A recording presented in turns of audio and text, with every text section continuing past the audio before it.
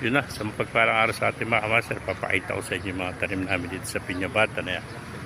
Ito yung mga sitaw, mga kamaster, ganda na sitaw. Yan na. Ayan na, dalaki na ng mga sitaw, malapit nang gumapa mga kamaster. Ayan. Ayan. Happy farming mga kamaster.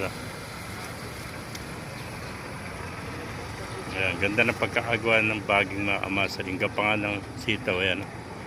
Bali ito yung kuha ng ang ginamit nila mga kamaster yung sa gulong, ayan o. Ayan. Ayan mga kamaster, ganda, ganda sa dulo. Puro sitaw yan. Gagandang sitaw mga kamaster. Lalaki na o. Ayan mga kamaster, ang laki na ng puno ng sitaw. Nakakatuwa o. Ayan.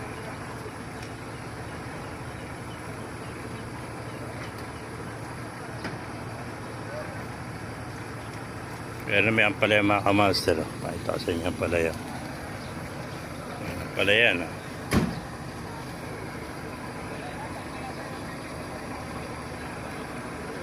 Ilang puno ito mga kamaster. Bawat isang butas isa.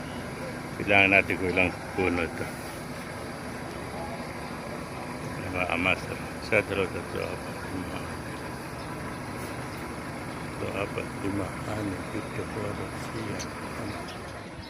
Nasa 25 puno, bali 50 kasi left and right ang tanim nila. Ay mga kamaster. 50 puno itong ampalaya.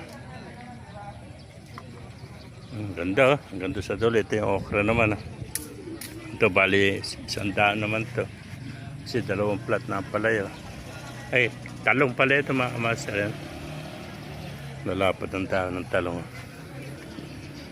Ay mga kamaster. Kaya tinatakpan ng plastic para mamatay yung damo. Ayan.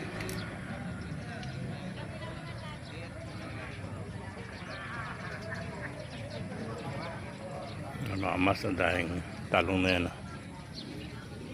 100 puno pala ito. Ayan, mga talong.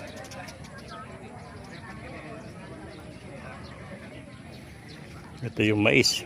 Malaki na rin yung mais. Mataas na. Yan ang puno ng mais. Mga hindi nakakalam ng puno ng mais. Yan ang puno ng mais. Ayan. Lalaki na.